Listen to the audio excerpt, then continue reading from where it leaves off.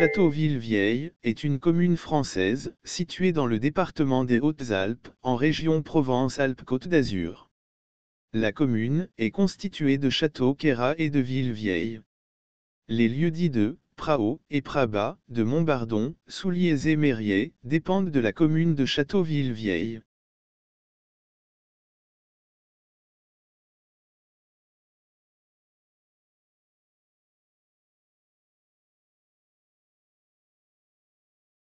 Fort Queyras, autrefois appelé Château Queyras, toponyme conservé par le village qui s'étend au pied du fort, est un ancien château-fort, de la seconde moitié du XIIIe siècle, remanié par Vauban, autrefois centre de la châtellenie du Queyras, qui se dresse sur la commune de Châteauville-Vieille dans la vallée du Queyras. Le château a été inscrit sur l'inventaire des monuments historiques le 29 novembre 1948.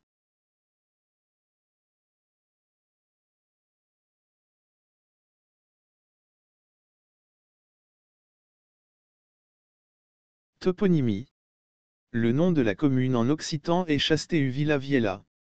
Ceci regroupe deux éléments distincts. Château-Queyras se retrouve cité dès 1301 dans les archives de la ville de Guillestre sous sa forme latine de castrum, quadraci, ou quadratium, soit château carré. Il apparaîtra au cours des âges dans de nombreux documents et sous sa forme latinisée.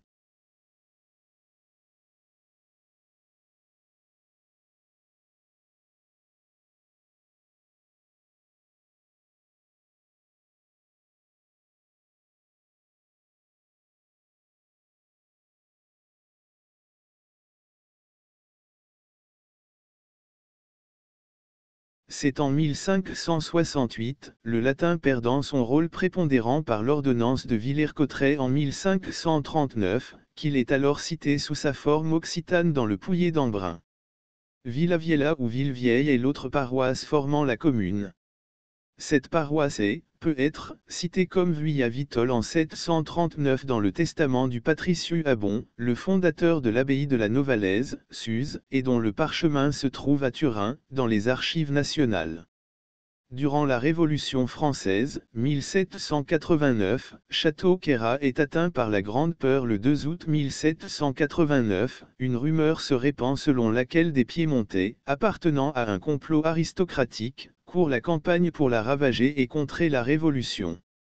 Fort Queyras est construit en haut d'un piton rocheux, un verrou glaciaire, barrant la vallée du Guil, aux confins des Hautes-Alpes et de l'Italie, à 50 km de Briançon et à 80 km de Gap. Place forte protégeant le Haut-Dauphiné contre les incursions savoyardes ou provençales, il surveillait également l'escarton du Queyras, qui bénéficiait depuis 1343, comme l'ensemble du Briançonnais, d'une large autonomie. Histoire. Fort Queyras entre dans l'histoire comme château rattaché au Dauphiné en 1265. Au XVIe siècle, le château est la proie des guerres de religion et en 1695, il résiste aux assauts des troupes savoyardes, mais le village, quant à lui, est partiellement détruit. À la suite de cette dernière invasion, la même année, Vauban vient inspecter la frontière des Alpes et dresse des projets pour rendre le château inviolable. Il dote le fort au nord-est d'une enceinte entièrement nouvelle, avec escarpe, fossé, contre-escarpe et demi-lune et prévoit en 1700 une large extension de l'enceinte sur le front ouest. Au milieu du XIXe siècle, on renforce la valeur de l'ouvrage en aménageant des batteries casematées. Le fort fut désarmé de 1940 à 1944, puis rendu à la vie civile en 1967. Ce château a servi de cadre à quelques scènes du film Le Bossu de Philippe de Broca, en 1997. Le château appartient aujourd'hui à des propriétaires privés. Il est ouvert à la visite. Siège d'une châtellenie. Fort Queyras est le centre d'une châtellenie, dit aussi mandement, du Dauphiné.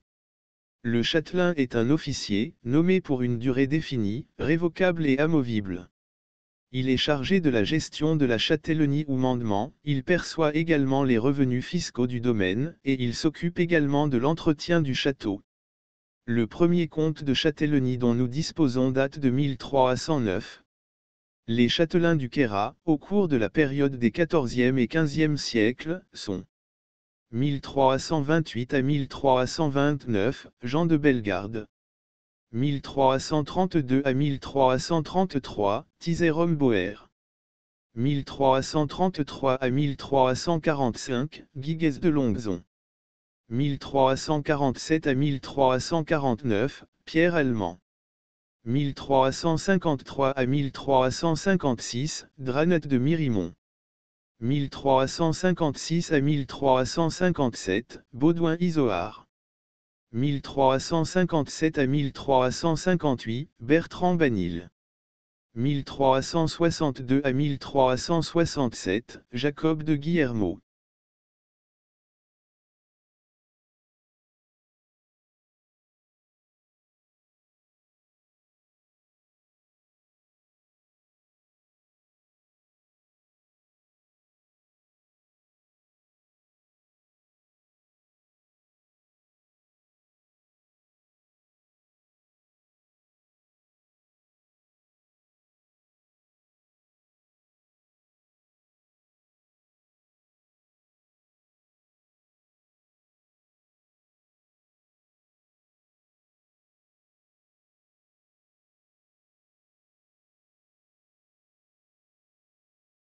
« 1367 à 1369, Pierre Gallon. 1386 à 1387, Jean Pameau, lieutenant Jean Garcin. 1405 à 1406, Guibert de Cosson. 1428 à 1429, Pierre de Créziaux, Albert Elberti, vice-châtelain. 1459 à 1460, nom effacé, Antoine Roman, vice-châtelain. 1498 à 1499, François Borel. Salut à toutes et à tous, mes sources sont constituées notamment de recherches sur la toile et plus particulièrement de Wikipedia.com. Les photographies et autres documents visuels proviennent de mes collections personnelles ou de recherches sur l'Internet. Enfin, ce texte est exprimé par Paul, ma nouvelle petite voix de synthèse préférée.